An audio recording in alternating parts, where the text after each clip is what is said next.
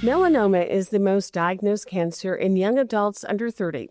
If you are female, you could be at additional risk. Hormonal changes and surges related to puberty and pregnancy can prompt development of the disease.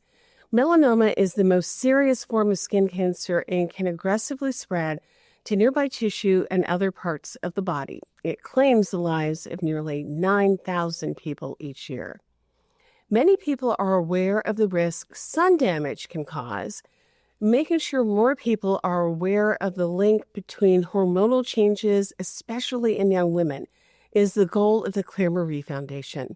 It is the way one family, a family that is part of our My24 and CW18 family, is honoring the memory and legacy of their daughter.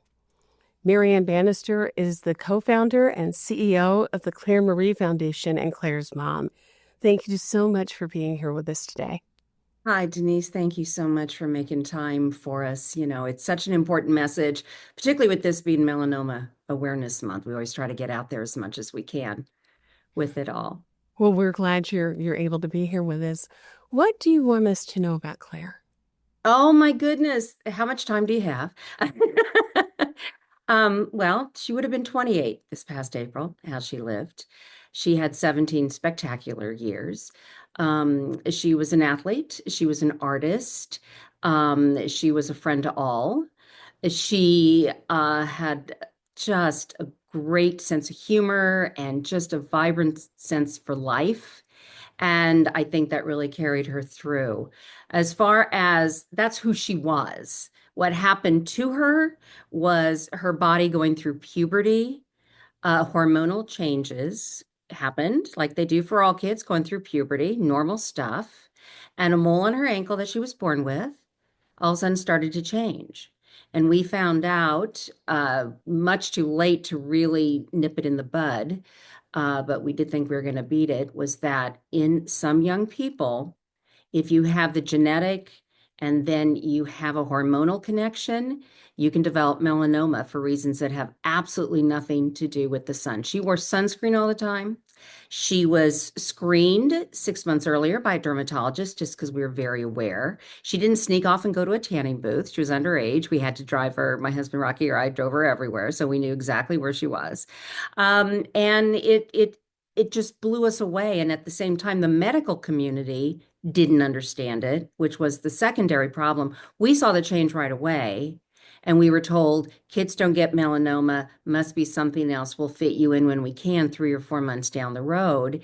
Except we found out later in young people, it changes faster than it does in adults. So we didn't really have that 3 to 4 months. Once they did detect it, once it took them a month in pathology to actually decide that's what it was a stage 3. And the thing is with melanoma, if you get it when it's really, really early, there's a 98% chance it will be treated and cured. 98% chance. If you ignore it, that's when it goes into the body and can spread as it did with us. She fought hard. She lived a full life for 3 years, even with it. She kept her sense of humor. She kept in her sports. She was accepted to college just days before she passed. She just filled our house with friends and her sister. And we just lived the best life we could with her, but we just couldn't beat it at the end. Our pediatricians tell us so many different things to look out for. And as parents, we often search out information so we know what to look out for. But this is something that doctors don't tell us about. You know what? Exactly. And what's so sad is we get calls from parents who have taken their kids to the pediatrician to say, "Ooh, what is this thing on their arm or their leg?" And the pediatrician has said, "Oh, I'm sure it's nothing. Don't worry about it." Well, what the parent doesn't understand is a pediatrician is not trained to find it. Only a qualified dermatologist using a dermatoscope, which looks like, kind of a magnifying glass, can look at the mole, looks into the depth of the mole and see the changes. If you see something changing really scary looking with the naked eye, you've already got a problem on your hands, so you need to just get into a dermatologist as fast as possible. But that's the sad thing. You think you're doing the right thing. And so what we have advocated is annual skin screenings. Yes, wear sunscreen Absolutely. Don't use spray. It's a lot more convenient, but it's kind of useless. It doesn't go into the pores. Use liquid sunscreen every 2 hours. Wear UPF 50 clothing to block 98% of the rays because you can actually burn through general clothing as well. And get an annual skin screening because you go to the dentist, right? You take your kids to the doctor, you take them every, go to a dermatologist, get in, get a screening. If you see something change in the meantime, jump ahead, be aggressive, and say, yeah, don't put me off. This is important. It needs to be seen. And you really, in raising awareness, you really want people to be advocates, Yes. to really take that extra step and do what needs to be done to make sure that you feel your child is getting the care they need. Right. And not only a child, because we really address people 13 to 29. The biggest problem, any parent who has a teenager, when they want to be a little autonomous off on their own, oh, mom, dad, I got it, I'm good, I'm good, I'm good. It's like, yeah, no, you have to embed in them the knowledge and the risk factors so they know this is a serious, same as wearing a car seat when they drive. Or I'm sorry, I just had my grandbabies with me, a car seat. How about a seat belt when you drive? But when they go up to 30s, you want to be able to have them just incorporate this into their daily lives. And there's other aspects. So what we call it, it's the trifecta risk to young people because the same thing has happened with Claire going through puberty. Young women can develop this while pregnant due to surges of estrogen if their body doesn't handle the estrogen properly.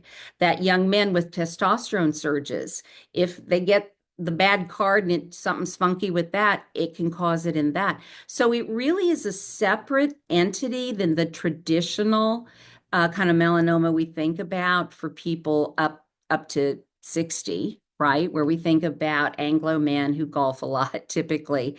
And again, anyone of color, anyone of a different gender, if you've got skin, you're at risk. Bob Marley died of melanoma.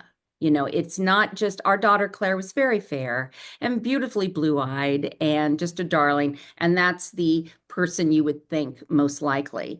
But actually, people of color, because they don't think they're at risk and because um, they can't get into a doctor usually as quickly as expected, it is found later. And so the morbidity rate is higher. So they have to be as cautious as anybody else. What can people do if they want to get more information so they're better informed for themselves and for their children?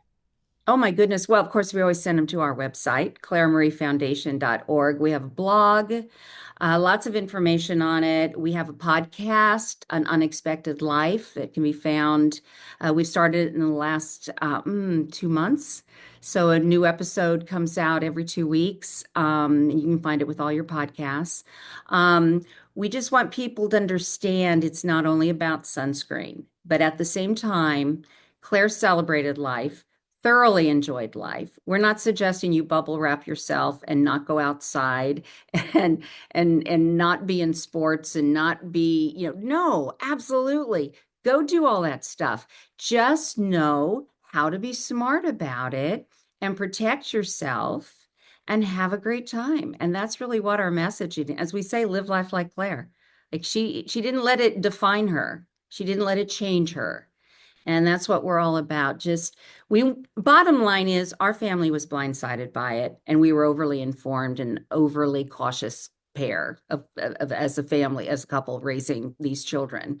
And we just kept thinking if we were blindsided, how many other people are in the same boat? So our mission as a family is really to save other people from going through the loss we have and saving other young lives. And we've had just in our past, we have screened 1,600 young people in the mid-Atlantic area, and we found 16% had atypical moles that needed to be biopsied.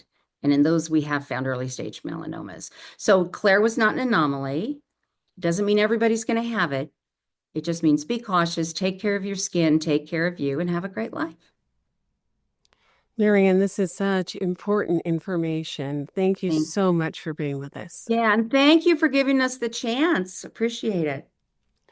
And thanks to all of you for joining us as well. We're back next week. Take care and be well.